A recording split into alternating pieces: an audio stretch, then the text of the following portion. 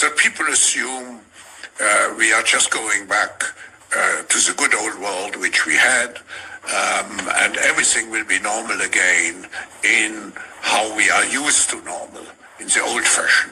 This is, let's say, fiction. It will not happen.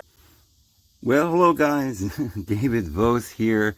I hope you're having a wonderful day. It's a beautiful day here where I am, here in Oklahoma.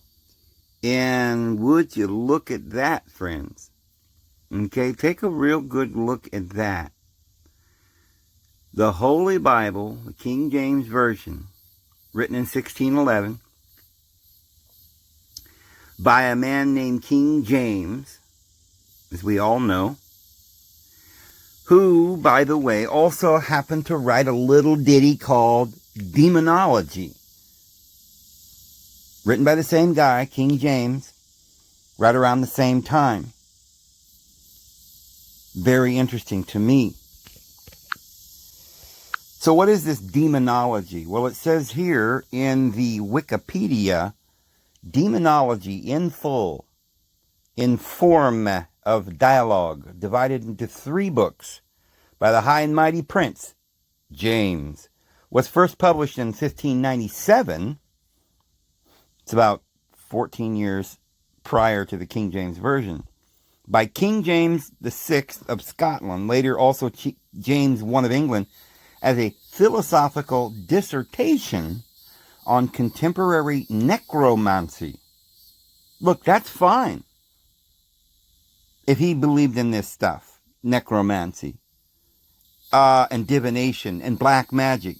I mean, notice it says the use, methods of divination used from ancient black magic. It was reprinted in 1603. But that's fine. I'm not trying to go back in history and show about some particular person that we may know from our history, say, oh, they were a magician, oh, they were a necromancer. They used divination. What I'm trying to say is the oddity here of the fact that it's the same person that was so inspired to write our scriptures, and the same person who was involved with some other people at this time that we're going to show here today, that seems to have conspired to write quite a bit of information, some of it kind of contradictory to each other.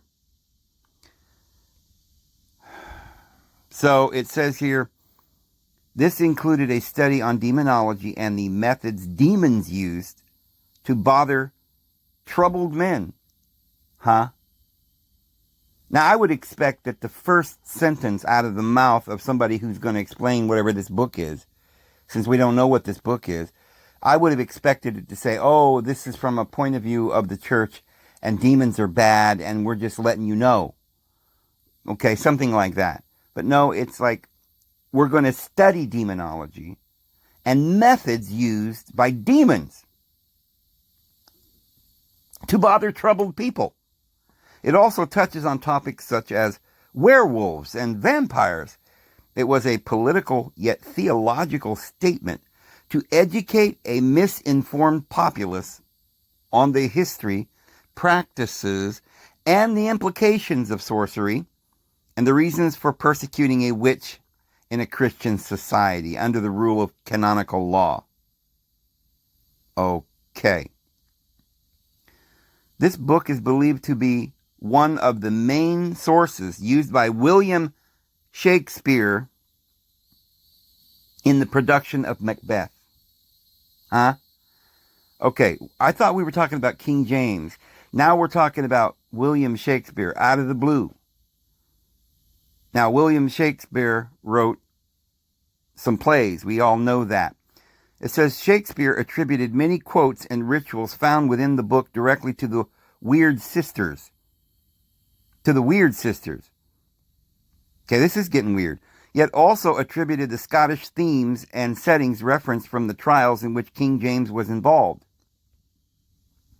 King James wrote a dissertation titled Demonology that was first sold in 1597, several years prior to the first publication of the King James authorized version of the Bible. Within 3 short books, James wrote a philosophical dissertation in the form of a Socratic dialogue for the purpose of making arguments and comparisons between magic, sorcery, and witchcraft, but wrote also his classification of demons. In writing the book, King James was heavily influenced by his personal involvement in the North Berwick witch trials from 1590, following the execution of a notorious sorcerer in the year 1591. The news of the trials were narrated in a news pamphlet titled News from Scotland and was included as the final chapter of the text. The book endorses the practice of witch hunting in a Christian society. James begins the book, "The fearful abounding at this time in this country of these detestable slaves of the devil, the witches or enchanters, hath moved me, beloved reader, to dispatch in post this following treatise of mine, to resolve the doubting both that such assaults of Satan are most certainly practiced, and that the instrument thereof merits most severely to be punished." As detailed in this preface, the main sources of this work were that of historically confessed witches, judicial case history, and the Bible itself. He also amassed various dissertations on magical studies to expand his education on the relationship between infernal spirits and men. James generally sought to prove that the devilish arts have always been, yet still are, but also explains that justification of a witch trial and the punishments which a practitioner of the dark arts merits. All right. Well, take a look at this now.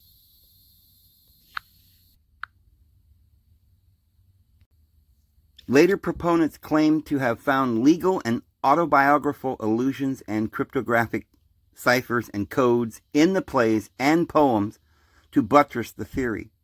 Okay, so not only do we have a great big conspiracy popping up here somewhere that's very interesting, all right, already, but now we've got some very deep stuff going on here. Not just some guy that pulls one over on us and writes the Bible. Oh, and by the way, here's some demonology.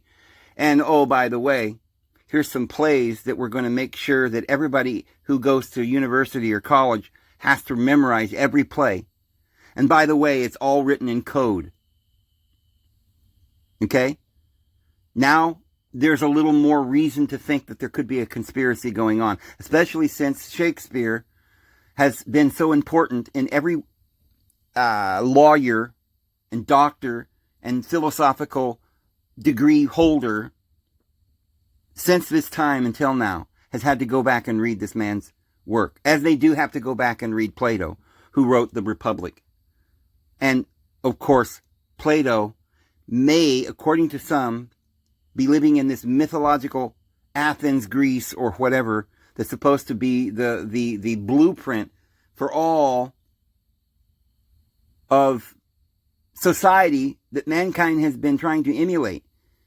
You know, they talk about these schools, these great men that would go into these schools and be initiated. Well, Solon and Thales got these mysteries from the pharaonic priestess in Egypt, from the priests. And so Pythagoras learned from them, and Pythagoras was a teacher, and then there was Socrates and Aristotle and Plato, and these were all students of the great mysteries, and they wrote these great books that everybody was demanded and forced to go and study in college. And so we model everything, our government and everything, after Plato.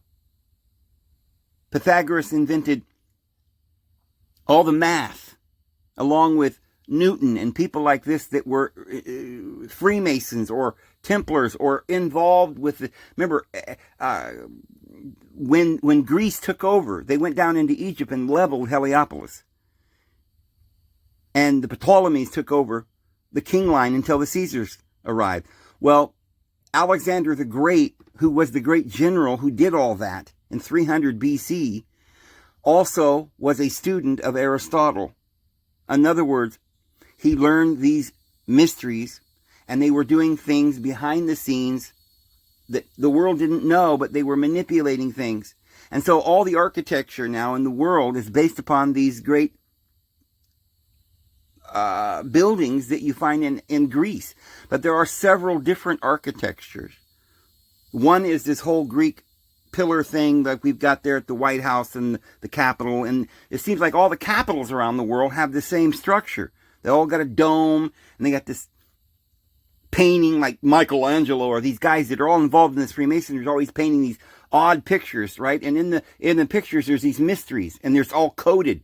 Oh, look, oh, Mary Magdalene's a woman, and she's one of the disciples, and she's in the painting with Leonardo da Vinci, right? And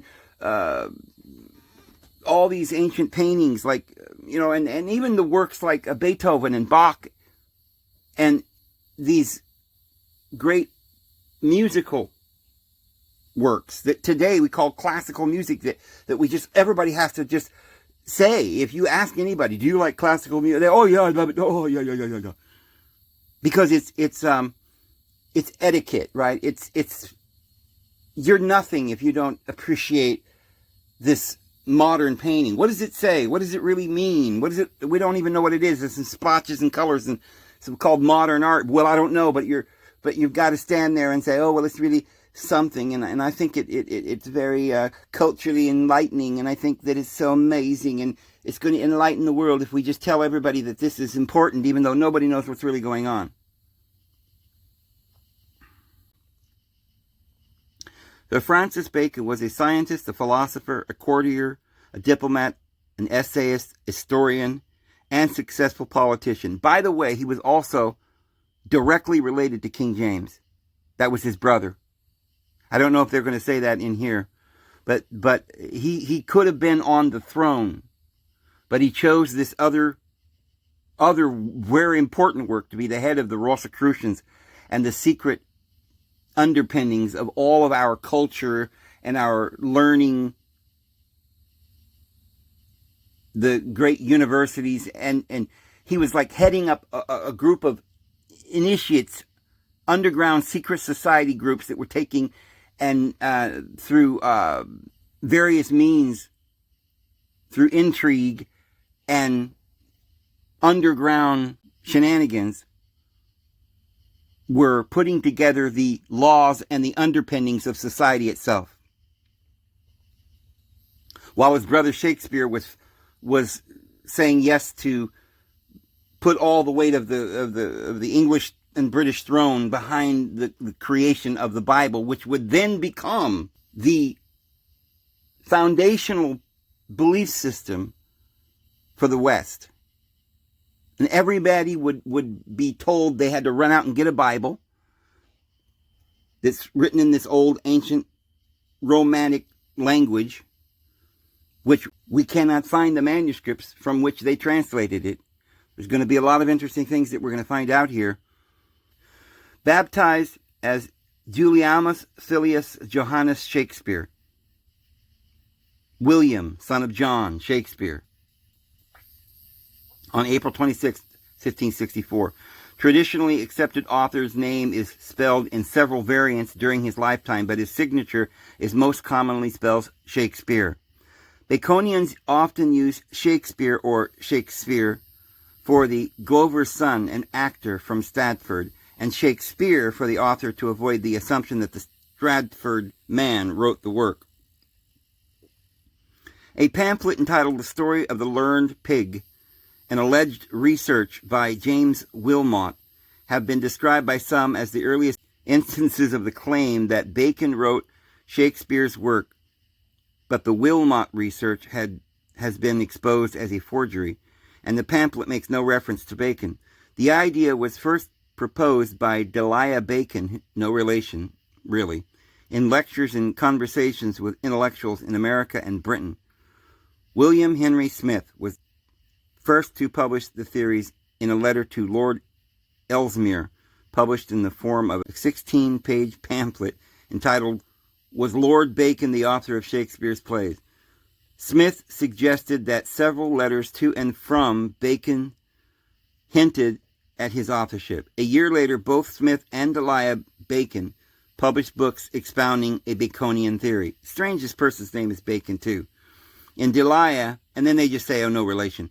In Delia, Bacon's work, Shakespeare, was represented as a group of writers, including Francis Bacon, Sir Walter Raleigh, and Edmund Spenser, whose agenda was to propagate an anti-monarchical system of philosophy by secreting it in the text. In 1867, in the library of Northumberland House, John Bruce happened upon a bundle of bound documents, some of whose sheets had been ripped away. It had comprised numerous of Bacon's oratories and disquisitions. It had also apparently held copies of the plays Richard II and Richard III, The Isle of the Dogs, Leicester's Commonwealth, but these had been removed. On the outer sheet was scrawled separately the names of Bacon and Shakespeare, along with the name of Thomas Nash. Now, who's Thomas Nash? Look at this. Thomas Nash, baptized in 1567 to 1601, was an Elizabethan playwright. He's also a playwright, a poet, a satirist, and a significant pamphleteer. Isn't it always, these guys are always starting societies and publishing works and changing the culture by giving people etiquette and teachings and books and libraries. This could be considered good for mankind, certainly.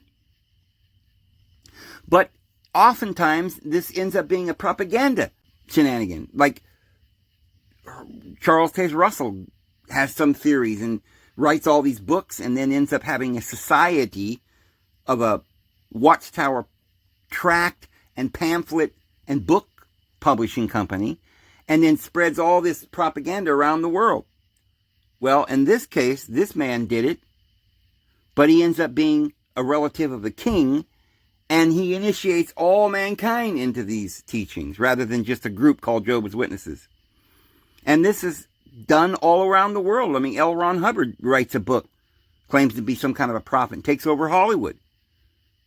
Right? And he's a student of Aleister Crowley, who's got other students like Anton LaVey, who writes the Satanic Bible. What is this? What are all these books being written by the same people in these secret cults? What are they doing it for? Propaganda? One thing I can tell you for sure is that I have no real reason to believe in any way that Francis Bacon or the Rosicrucians were trying to teach mankind bad things. I mean, they gave us the Bible. They gave us literature, a lot of our higher learning, our plays, maybe it's all good, right? But then there's another guy, Crowley, who tries to become a Rosicrucian, and they wouldn't let him in. And so he goes and makes his own mystery school, right, with the Templi Ordi and the, the Skull and Bones and stuff. And they create Hollywood and do all this other stuff, and they branch off. But their book, their students come up with the Satanic Bible instead of the real Bible, right? And everything's the opposite. And so now it seems like just a few years after 1790, 1800, Madame Blavatsky and all that's going on. Now, a few years later, you've got a whole nother evil brotherhood that somehow has managed to copy everything with the Illuminati in 1776 in Bavaria. And they're running around making their own satanic Bibles and creating even a bigger way. Like, if Shakespeare gave us plays and universities and college and information, well, Aleister Crowley gave us the propaganda. The evil, mind-manipulating MK Ultra propaganda. So, it says there were several quotations from Shakespeare and a reference to the word honorificability, blah, blah, blah, blah. Long word, not a word. Couldn't possibly be an accident. This word, that's not a word, but is a code, sort of a stamp, a mark saying that whoever wrote this book that's got this word in it is related to the other person, and the other book has got the same word. And it appears in both Love's Labour's Lost and Nash's Linton Stuff. So these particular individuals, these writers of pamphlets, were all involved in Rosicrucianism, and they were all writing books and pamphlets, and they were all making libraries and getting involved. There's some evidence that Francis Bacon himself came over to America and was behind, the Rosicrucians were behind the Constitution of the United States. So it says the Earl of Northumberland sent the bundle to James Spedding, who subsequently penned a thesis on the subject, with which was published a facsimile of the aforementioned cover. Spedding hazarded a 1592 date, making it possibly the earliest extant mention of Shakespeare. After a diligent deciphering of the Elizabethan handwriting in Francis Bacon's notebook, known as the Promise of Formularies and Elegancies, Constant Mary Ferian Pott argued that many of the ideas and figures of speech in Bacon's book could also be found in the Shakespeare plays. Pott founded the Francis Bacon Society in 1885 and published her Bacon-centered theory in 1891. In this, Pott developed the view of W.F.C. Wigston that Francis Bacon was the founding member of the Rosicrucians, a society secret of occult philosophers, and claimed that they secretly created art, literature, and drama, including the entire Shakespearean canon, before adding the symbols of the rose and the cross to their work. William Combs Beaumont also popularized the notion of Bacon's authorship. Other Baconians ignore the esoteric following that the theory was attracting. Bacon's reason for publishing under a pseudonym was said to be his need to secure his high office, possibly in order to complete his great instauration project, to reform the moral and intellectual culture of the nation.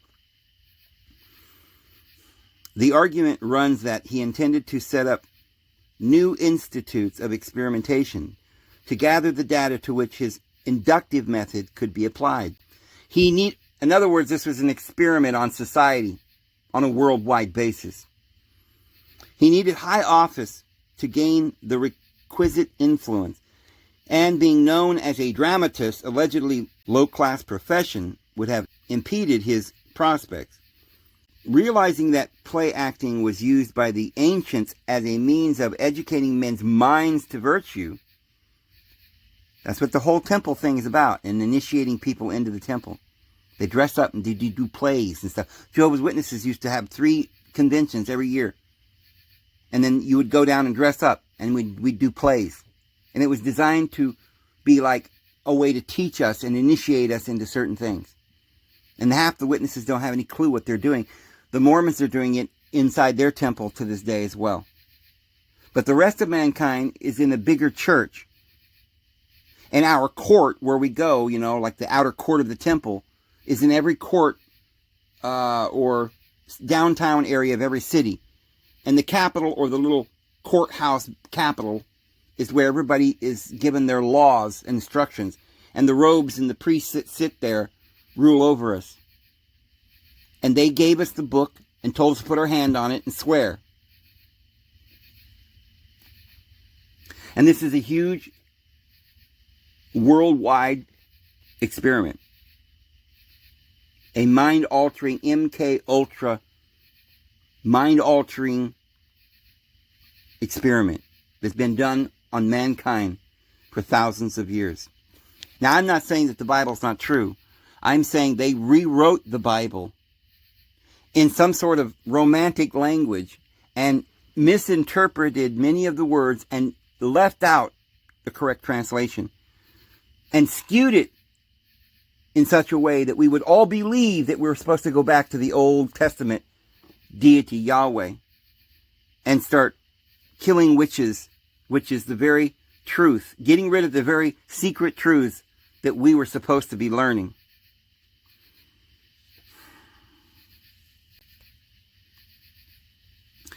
By the end of the 19th century, Baconian theory had received support from a number of high-profile individuals. Mark Twain showed an inclination for it in his essay, Is Shakespeare Dead?, Friedrich Nietzsche expressed interest in and gave credence to the Baconian theory in his writings. The German mathematician George Cantor believed that Shakespeare was Bacon. He eventually published two. Remember, these guys are all in the same secret society together. So if they're saying he was, they're exposing it. They're just admitting it. They're not saying, well, this is a theory. They're just admitting it. These guys don't deal with theories. It's subterfuge. They admit only what they have to admit to, what's been exposed, and they can't deny it anymore. And so it says, the German mathematician George Cantor believed that Shakespeare was Bacon. He eventually published two pamphlets supporting the theory in 1896 and 1897. By 1900, leading Baconians were asserting their cause would soon be won. In 1916, a judge in Chicago ruled in a civil trial that Bacon was the true author of the Shakespeare canon. Enough said. It's been proven in a court of law, friends. However, this proved to be the heyday of the theory.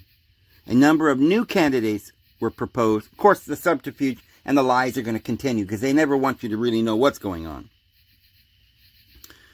So in 1880, Ignatius L. Donnelly, a U.S. congressman, science fiction author, and Atlantis theorist.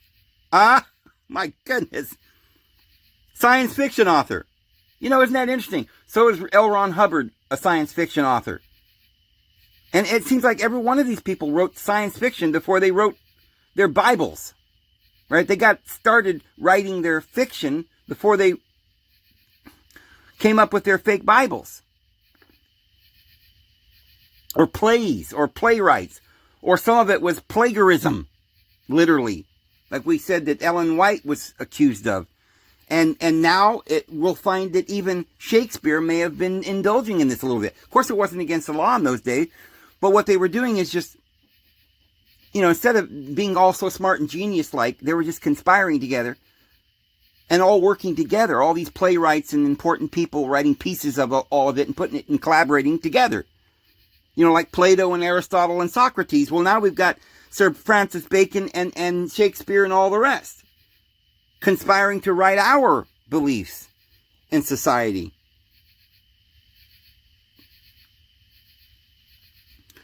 So, Atlantis theorist wrote the Great Cryptogram, in which he argued that Bacon revealed his authorship of the works by concealing secret ciphers in the text. This produced a plethora of the late 19th century Baconian theorizing, which developed in the theme that Bacon had hidden encoded messages in the plays. Baconian theory developed a new twist in the writings of Orville Ward Owen and Elizabeth Wells Gallup. Owen's book, Sir Francis Bacon's Cipher Story, claimed to have discovered a secret history of the Elizabethan era hidden in cipher form in Bacon Shakespeare works. The most remarkable revelation was that Bacon was the son of Queen Elizabeth. According to Owen, Bacon revealed that Elizabeth was secretly married to Robert Dudley, Earl of Leicester, who fathered both Bacon himself and Robert Devereux, 2nd Earl of Essex, the later ruthlessly executed by his own mother in 1601. Bacon was the true heir to the throne of England, but had been excluded from his rightful place. This tragic life story was the secret hidden in the plays. Elizabeth Wells Gallup developed Owen's views, arguing that a bilateral cipher, which she had identified in the first folio of Shakespeare's works, revealed concealed messages confirming that Bacon was the Queen's son. This argument was taken up by several other writers, notably Alfred Dodd in Francis Bacon's Personal Life Story. Sure, a lot of people talking about this, if it ain't true. And C.Y.C. Dawbarn in Uncrowned, 1913. In Dodd's account, Bacon was a national redeemer who, deprived of his ordained public role as monarch, instead performed a spiritual transformation of the nation. In a private, though his work, he was born for England to set the land he loved on new lines, to be a servant to posterity. In 1916, Gallup's financial backer, George Fabian, was sued by film producer William Selig. He argued that Fabian's advocacy of Bacon threatened the profits expected from a forthcoming film about Shakespeare. The judge determined that ciphers identified by Gallup proved that Francis Bacon was the author of Shakespeare canon, awarding Fabian $5,000 in damages.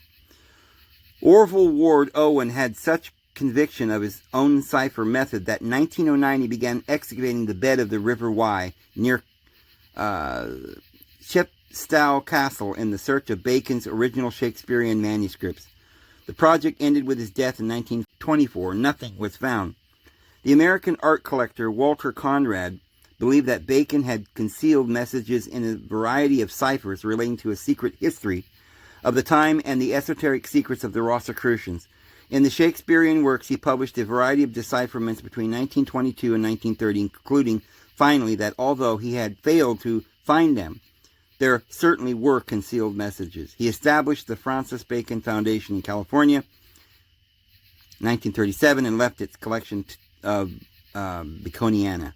In 1957, the expert cryptographers William and Elizabeth Friedman, Bavarians again, published the Shakespeare ciphers examined, a study of all the proposed ciphers identified by Baconians and others up to that point.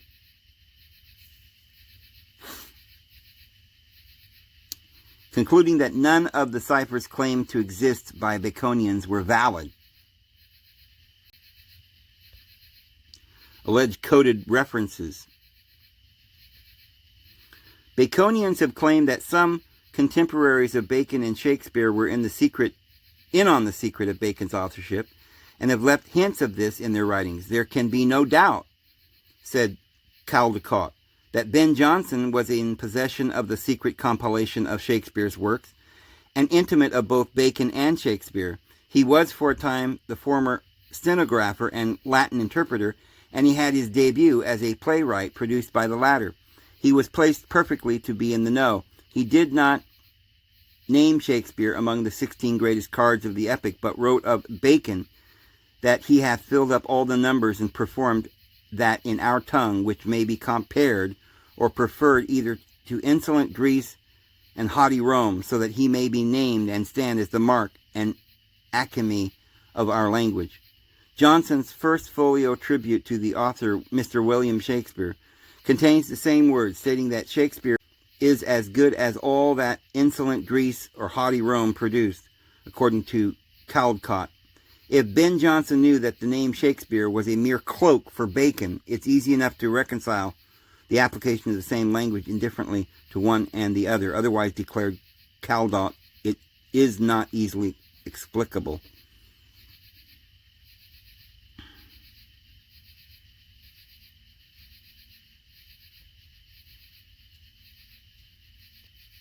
Now, notice this little article on Francis Bacon and the King James Bible by Mather Walker. In the English-speaking world, there are two supreme masterpieces of literature. Both, oddly enough, were first published within 12 years of each other, in the then relatively small, by today's standards, city of London, England. The King James Authorized Version of the Bible was published in 1611, and the first folio edition of the collected works of William Shakespeare was published in 1623. Odder still, the facts known about the authors of both of these works present irreconcilable differences with the works they supposedly authored. 6 groups, comprised of some 54 translators, produced the King James Authorized Version. Most of these people had no literary aspirations and have left no written works. Those who have exhibit no outstanding literary quality in their works. In addition, the inability of a committee to produce anything of outstanding quality is proverbial. As for the Shakespeare works, the reputed author William Shakespeare of Stratford-on-Avon is the most unlikely candidate imaginable. He had illiterate parents, illiterate children, and judging by the crabbed and incomplete 6 signatures he left behind, was more than likely illiterate himself. We're talking about Shakespeare, if there was such a person. The solution to the irreconcilable difference problem of the authorship of the Shakespeare works is that Francis Bacon was the actual author. As far back as 1598, the year of Shakespeare, name first appeared on one of the plays. Joseph Hall and John Marston had works in print showing that they recognized Francis Bacon as the actual author of these books. Subsequently, various people, adding to what was begun by Hall and Marston, have amassed an imposing body of evidence for Bacon's authorship. The problem with the authorship of the King James Authorized Version may have the same solution. William T. Smedley, in 1905, The Mystery of Francis Bacon, first put forth the theory that Bacon rewrote the translator's manuscript to produce the literary masterpiece that is the King James Authorized Version, at a time when books from the Elizabethan and Stuart era were much more affordable than they are now. Smedley amassed a very fine library, and having become intimately acquainted with the material in his library, noticed some odd features in the publications. He began to suspect that one man was behind the publication of many of these works, and he identified this man as Francis Bacon. Smedley said Bacon marked the books as he published with special printer's devices. For example, the device below on the "To the Christian Reader" at the beginning of the King James Authorized Version can also be found at the beginning of Bacon's 1620 Great Instauration, and at the beginning of the Shakespeare's first folio. Okay, so he's got these markings, these stamps that he puts on all of his books. Remember what we were talking about some time ago? I was telling you guys that Charles Taze Russell's works, who started the Jehovah's Witnesses, his books were all marked with the Templar marks, the crown and the cross. It was a particular symbol that was stamped on Watchtower literature as well as on Christian Science book, Mary Baker Eddy's Science and Health. Same mark was stamped on the front of that book. And some of Charles Taze Russell's books had the phoenix bird that goes back to the Sumerian tablets and the ancient writings as well. In 1611, King James Authorized Version was printed in a large folio edition, and the printer was Robert Barker, the king's printer. Beginning in 1612, the King James Authorized Version was printed in smaller quarto editions and still smaller octavo editions. Smedley showed the following title page. From the 1612 octavo edition of the King James Authorized Version, this edition was printed for John Speed, who has been granted it by a patent King James to print the genealogies in the English Bibles, and Smedley observed that the device at the top of the page was printed from the identical block which was used on the title page of the first edition of the 1593 Shakespeare, Venus and Adonis. So now, the guy who wrote the Bible is the same person who wrote the demonology books on witchcraft and a book called Venus and Adonis. Now remember, I have no problem with a book on Venus and Adonis. As we've said, Adonis is Yahweh. But in those days, the Christians were telling their followers not to read these books. And they were publishing both kinds of these works. And the device at the bottom was a variant of the light A, dark A device that appeared in the first folio of the Shakespeare works. The idea that Bacon rewrote the translator's manuscript, far-fetched as it must seem on the surface, has additional support. Smedley said that although not one of the translators has left any literary work which would justify the belief that he was capable of writing the more beautiful portions of the Bible, fortunately, Bacon has left an example which would rather add luster to than decrease the high standard of the Bible if it were incorporated in it. As to the truth of the statement, the reader must judge from the following prayer, which was written after his fall, and which was described by Addison as resembling the devotions of an angel rather than a man. Here is an excerpt from that prayer. Well, I'm not sure I want to read the whole prayer. Remember, O Lord, how thy servant hath walked before thee. Remember what I have first thought, and what hath been principal in mine intentions. I have loved thy assemblies. I have mourned for thy divisions. Sounds like the Bible here. I have delighted in the brightness of thy sanctuary. Would they just make all this stuff up? That sounds like Psalms. There are a number of bits of evidence of lesser weight that tend to support Smedley's claim. For example, if Bacon wrote the Shakespeare works and rewrote the translator's manuscript to produce the King James Authorized Version, his mind would have certainly been filled with the Bible when he sat down to write The Tempest in 1611. Oh, here's another book called The Tempest he wrote. It is interesting, therefore, that Stephen Marks, in his 2000 book Shakespeare and the Bible, demonstrated the Tempest is permeated with reflections from the Bible. He shows the darkness and chaos at the beginning of the Tempest is a creation myth, paralleling that in the book of Genesis in the Bible. That he shows the darkness and chaos at the beginning of the Tempest is a creation myth, paralleling that of the book of Genesis in the Bible.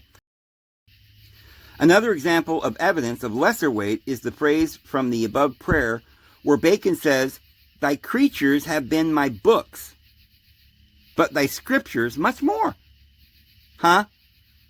So, this book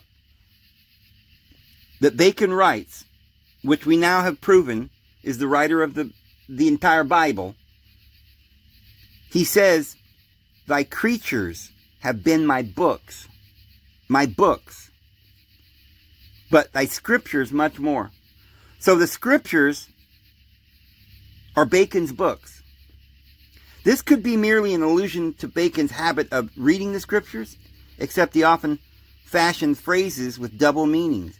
In view of this, it could also be read as saying that the King James Authorized Version was his book. It might be significant also that just as was the case with the first folio, the manuscript from which the King James Authorized Version was printed has never been found. Let me read that again, friends. The manuscript from which the King James Authorized Version was printed has never been found. The late Penn Leary's book, The Oak Island Enigma, presented evidence connecting Francis Bacon to whatever is buried at Oak Island, although whatever is buried there has never been recovered.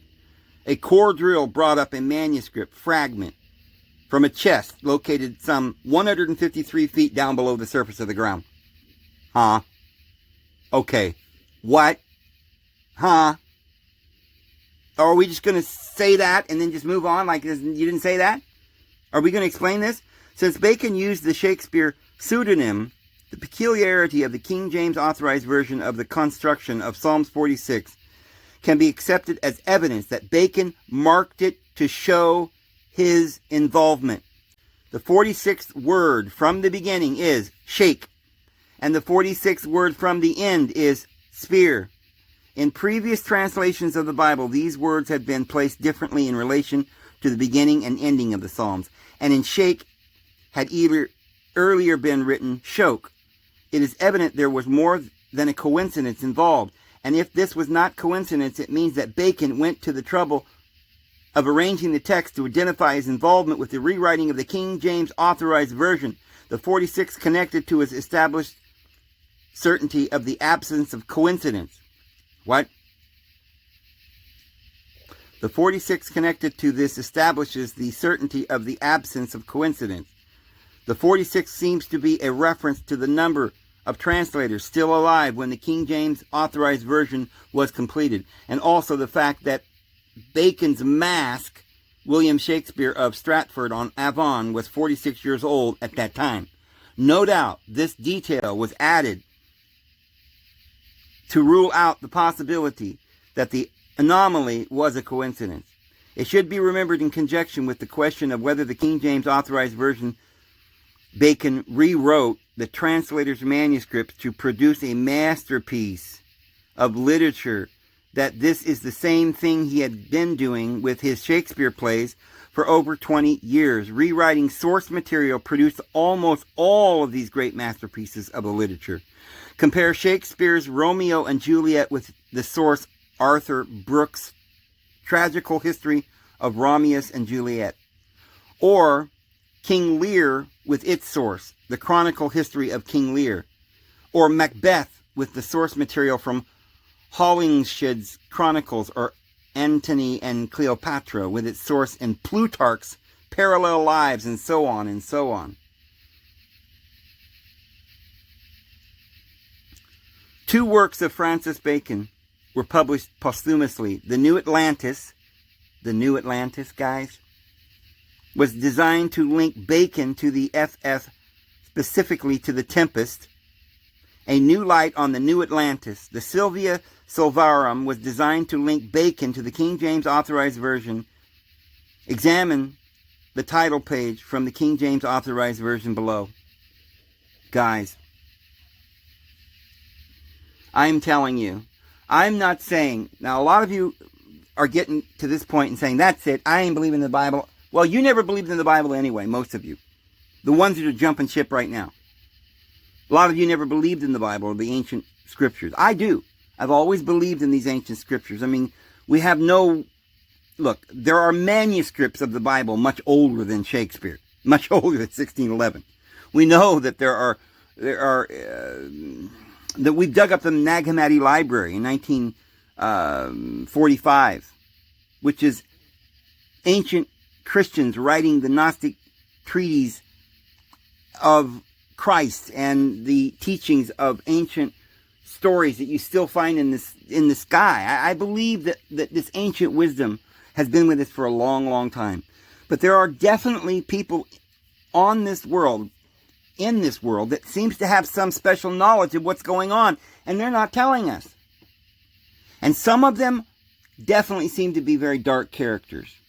And some of them, perhaps, are those who are trying to study the Ark. Some of them may have had good intentions. I read Sir Isaac Newton and feel as though I'm listening to somebody with a very sincere heart and a very amazing Christian. So, my point is this. Just for a moment before we go on, and I'm just about done here, because, I mean, what more can we say about this? But, except this. When you look into the world today, and you see that there are certain people behind the scenes, they're not telling us what they're doing, but they seem to be carrying out something. And you say, oh my goodness, they've got to be evil. I agree. Because they're masterminding the depopulation of our world right now.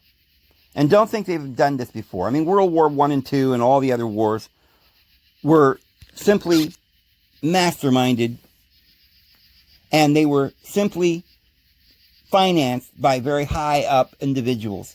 And they've been financing more than wars. They finance governments, and they finance revolutions, and they manipulate our minds through whether it be Parliament or through Congress or whatever. We know that they're doing this. We know they run and have billions of dollars, and they're running mega companies which aren't just companies, but companies like Google, which have satellites in the air, running certain individuals that are going back between NASA and certain occult sciences, you know, under the tutelage of Aleister Crowley and a Satanist called Anton LaVey, and creating movies for propaganda. Remember what we said, that in the ancient temples they dressed up and they did initiation rites? Well, we're at the last days. And if mankind's been going along and we're being initiated into things, and all of a sudden it looks like the end of the age is about to come, and we've got to get caught up on our schooling, and we can't live any more lives because we don't have time. Have you ever thought about the possibility that somebody could orchestrate a fake way to go through lives that would be faster? If somebody was trying to evolve the human species into a god faster than normal, why not just bypass the whole reincarnation thing where you've got to go through various lives and live all through this and experience and overcome, and just strap you in a seat, put a seatbelt on, maybe even a helmet for kicks, shut the door and turn on the digital computer screen, stick a wire into your ear right down to the cerebral cortex, and start running information through your eyes with sensory perception, making you think and believe that you're literally experiencing a life where you were on the battlefield and you're murdering people, or a sexual encounter with hundreds of other people and relationships, and getting to know people and their tragedies and their wagons going across the old Wild West, breaking down and being hunted down by natives, or hunting buffalo and taking their hides in. learning to go through a creek in a snowy ice water, hunting a buffalo or a bear or a bison, or experiencing whatever. You know, some of these movies coming out now by Hollywood seem to be like what ifs. What if all that you believed your morality was absolutely wrong? And they want you to live another possibility, just as an experiment, just as a thought process to get your mind thinking or something. They want you to experience what it's like to be Jack the Ripper. What? Is this some satanic devil that's putting us through this? What would our Father in heaven have to say about this? Well, I guess, he could say, well, I warned you guys, don't get involved. If you are going to sit and listen to this garbage, this propaganda, and it ruins your mind and your soul, I told you, I warned you. But look, this is getting, I don't know that you can blame people, though, for this anymore. It's like blaming a child that ran out into the street and got ran over, and not the parents. That child cannot be responsible. He's just a baby. And mankind may be growing up and may be heirs of God. But look, if you're going to sit us down and teach us nothing but evil and use a mind control manipulation on our mind for thousands of years, steep us in some sort of religious indoctrination, and behind the scenes write all of our histories, but not tell us that it's just your embellishing of history and not really real history, or a few words mistranslated, or something that is trying to manipulate with our minds, and at the same time we're being forced to read books that tell us never, ever, ever listen to the occult or the truth or the secret teachings. Never look at that.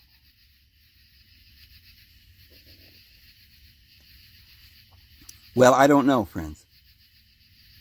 But it's just a possibility that something's going on. And if you think it's strange that there's a depopulation program going on now, take a look at your Bible, the first 10 chapters. There's a little thing called the flood, where this God repented that he had made man upon the earth and destroyed everyone on the earth. This has happened before. And then there was the whole Sodom and Gomorrah thing. And it looks like he's gearing up again, friends. Get your seatbelt. Buckle up. Might get you some coffee. Sit back. Enjoy the show. I'm David Vos. I'm going to go ahead and go, guys. See you tomorrow. Have a good one.